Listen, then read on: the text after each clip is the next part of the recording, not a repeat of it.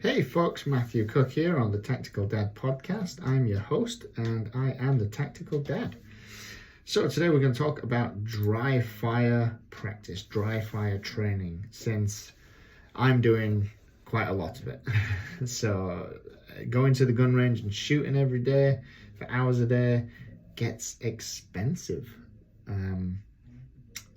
Even if you buy ammo in huge bulk, you're still probably paying, I don't know, 20 to 50 cents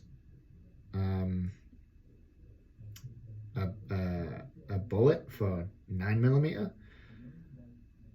You're probably paying anywhere from 40 cents to 80 cents for like a 223 or a 5.56 for your rifle. Like, just imagine, and you know, a magazine for your rifle is going to hold 30. And you're going to go through them in literally minutes. And you're going to fire through 8, 12, 16 rounds of your pistol 9mm in minutes. Imagine doing that for like hours a day. That gets expensive. So dry fire training is super helpful, very cost effective. And I think the personal experience here, and you'll find it is that this is apparent for many people doing dry fire training. First, let me say, if anyone's searching dry fire training, like, what is dry fire? Dry fire training is basically practicing. Dry fire training is shooting, using your firearm, pulling the trigger, using your firearm with no live ammo. So, you know, you can do this inside at home. You can do it. It's much safer because there's no live ammo. So it's dry fire. Here we go. Here's my notes. It's the practice of simulating the discharge of a firearm without any live ammunition, or practicing with an inert laser infrared training platform. I just ordered Match X. I think that's what it's called. I just ordered this dry fire training kit that's like, put it on your gun, shoot at a target, gives you like coaching feedback, tells you how you manipulate and where you're moving your hand, when you pull the trigger, what's happening, gives you good feedback, tracks your progress. I also got you can put it's basically a pretend magazine into your AR. You can change the hammer, so like you don't have to like manually reload. You can like shoot and just keep clicking, and you just keep pulling the trigger as if it's doing it itself, and you shoot at different targets, and it's just like good practice. So I'll talk about that after I've used it a little bit. It arrives tomorrow. I'll do some videos on it too, because it looks really badass. But dry fire is using your gun, fake bullets, and it just allows you to practice like drawing from a holster, holding the gun, gripping it, pointing it, aiming it, and pulling the trigger. So it's just good practice. And this, my personal opinion, is this really helps. It really helps me even now, and it did massively help me improve my confidence in just like handling the weapon, manipulating the weapon, touching it, feeling it, pointing it, pulling the trigger, just all of them little things that, you know, experienced experts with guns do without even thinking. It's quite nerve-wracking for a new person, especially someone that's not had much experience. I remember that. And so when I started doing dry fire, there was just this sort of easy feeling of knowing that nothing's going to bang or make a loud noise, nothing's going to come out the other end.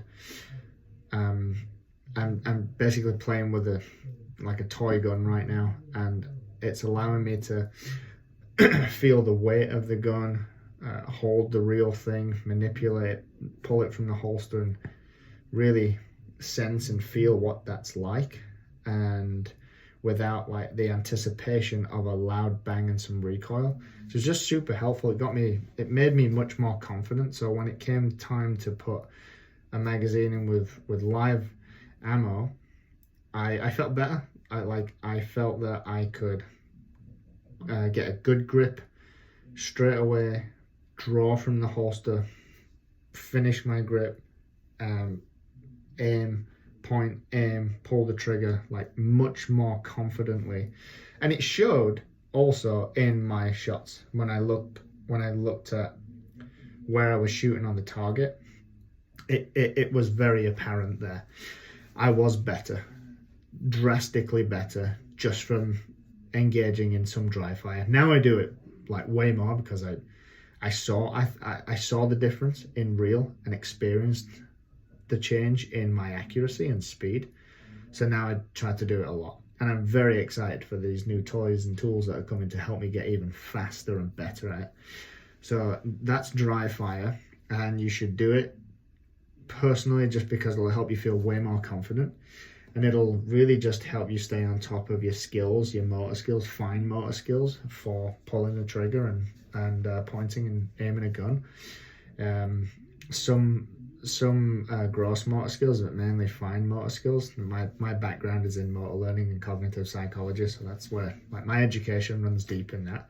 So I understand this. Now it's not the real thing, so contextually, you know, there's no stress. It is sort of an artificial environment.